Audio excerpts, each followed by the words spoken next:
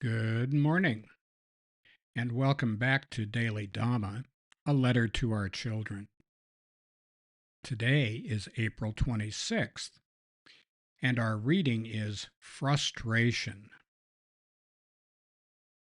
What surprises one when listening to the frustrated as they decry the present and all its works is the enormous joy they derive from doing so.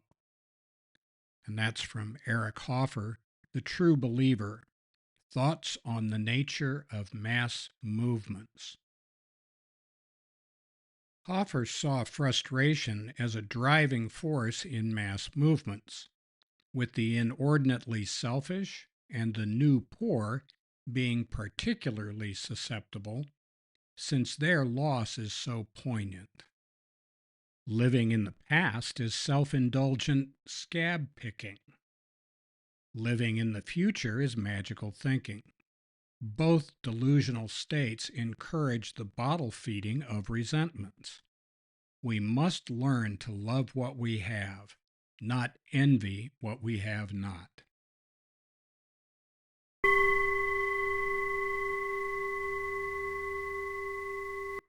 Boy, that's a mouthful. We need to be careful ourselves about that. It's easy to get lost in nostalgia for the past and in the good old days and during the golden era and when everything was just wonderful. But the fact is that conditions in life arise and they disband. They disband and they arise, sometimes real savage like. And we have to be careful that we're living in the now. This is the world we're living in right now, not some imaginary time off in the past or some golden future that nobody's ever seen before. As far as bottle feeding resentments goes, anybody who's had any connection with an addict of any sort will be able to tell you about that. But it's not necessary that someone be addicted to stuff in order to be unreasonably resentful. And a lot of that arises from frustration. Dysfunction is part of the human condition. Unfortunately, government is how we implement those ideas at scale. So when we've got bad ideas and we blow them up into national policy, sometimes you could be forgiven for thinking that the powers that be do that on purpose so that they can maximize the amount of frustration, anger, rage, and inchoate nonsense that we see in the public square. It'd be pretty good to keep in mind that Buddhism, Stoicism, Taoism, there are a lot of different ways of looking at the world which do not lend themselves to mass movements. They're all about introspection, controlling our own behavior, and doing the next right thing.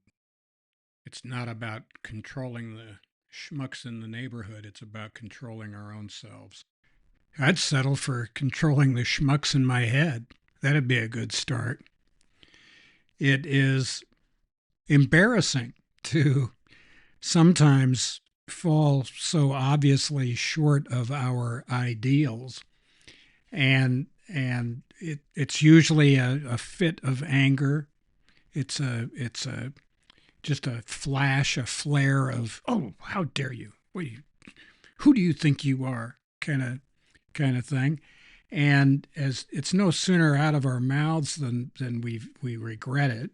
You know, we don't mean to be like that. We just are sometimes. And frustration is the driving force behind all of that. So, do the propagandists and the manipulators and the spy folks and the wag the dog crew, are they aware of how powerful frustration is? You betcha they are. So happy trails to you until we meet again.